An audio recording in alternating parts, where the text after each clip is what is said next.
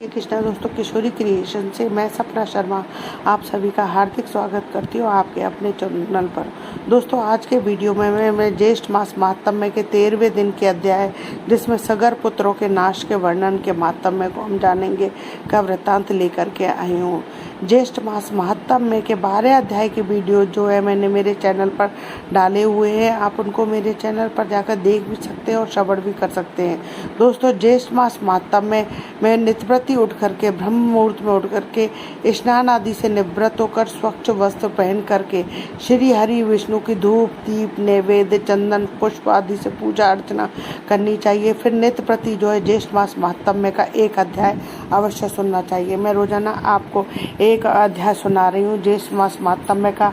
आज 13वां अध्याय सगर पुत्र नाश वर्णन का महात्म्य बताऊं उससे पहले 12वें अध्याय में हमने स्कंद जी ऋषियों से कहने लगे, हे ऋषियों, राजा भगीरथ जो है गंगा जी को इस पृथ्वी लोक पर लाए, उसकी कथा मैं तुमको बताता हूँ। सूर्य कुल में राजा सगर परम धार्मिक राजा थे, तथा दैत्यों का निर्वहन करने वाला ही पराक्रमी राजा था। उसके 60,000 पुत्र। राजा सगर ने अश्वमेध यज्ञ शुरू किया। उन्होंने ऐसे जो है 99 यज्ञ किए। राजा सगर के इस प्रकार यज्ञों के करने से इंद्र जो है परेशान हो गए और इंद्र सोचने लगे अगर राजा सगर ने 100 यज्ञ पूरे कर लिए राजा सगर जो है इंद्रासन पर अधिकार प्राप्त कर लेंगे। सोचकर इंद्र जो है पृथ्वी पर राजा सगर के यहाँ पर आक्रमण कर देते हैं और अंत में की सेना जो है सगर की सेना के सामने टिक नहीं पाती है। इंद्र की सेना वहाँ से जो है भाग जाती है। इंद्र भी युद्ध में जो है अपने आप को जीत नहीं पाते हैं, अपने आप को असमर्थ पाने के कारण युद्ध से भाग जाते हैं। अब आगे का अध्याय ज्येष्ठ मास महात्म्य के 13वें अध्याय में सुनते हैं। आइए सुनते हैं 13वां अध्याय। कहने लगे, हे ब्राह्मणों, जब इंद्र ने यज्ञ का सब वृत्तांत विष्णु से कहा तब भगवान विष्णु मन से ध्यान कर इंद्र से निश्चित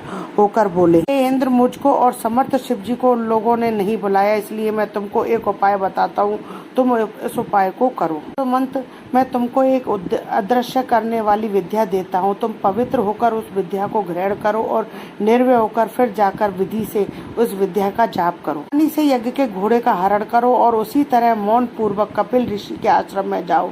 सब देखकर यज्ञ के घोड़े को रखकर स्वर्ग में जाकर पूर्ववत अपना काम करो। अन्यथा राजा सगर यज्ञ के बल से बलावित होकर सबको मारेंगे। भगवान के वचन सुनकर इंद्र ने विधिवत स्नान किया और अदृश्य कारणी विद्या को ग्रहण कर प्रथम मधुसूदन भगवान को प्रणाम किया और पूछा कि भगवान कपिल मुनि कहाँ पर हैं। भगवान श्री हरि कहने लगे कि कलिंग देश से पूर्व की तरफ पृथ्वी के अंदर गुफा में कपिल ऋषि ने पाताल के समान भूगृह तय खाना बना रखा है। उसी भूगृह में ध्यानावस्थित होकर कपिल मुनि रहते हैं। भगवान के ऐसे वचन सुनकर इंद्र यज्ञ के घोड़े के पास गए और भगवान विष्णु को उपदिष्ट विद्या का ऋषि देवताओं के सहित जप करते हुए यज्ञ के घोड़े को लेकर शीघ्र चले गए, परंतु यह वार्ता किसी को कुछ मालूम न हो सकी। अंत में ध्यान मग्न कपिल मुनि को देखकर इंद्र ने विधि पूर्वक प्रणाम किया और यज्ञ के घोड़े को वहां बांधकर इंद्र अपने स्वर्ग को चले गए, परंतु मन में फिर भी शंका बनी ही रही। यज्ञ के घोड़े का हरण हो जाने पर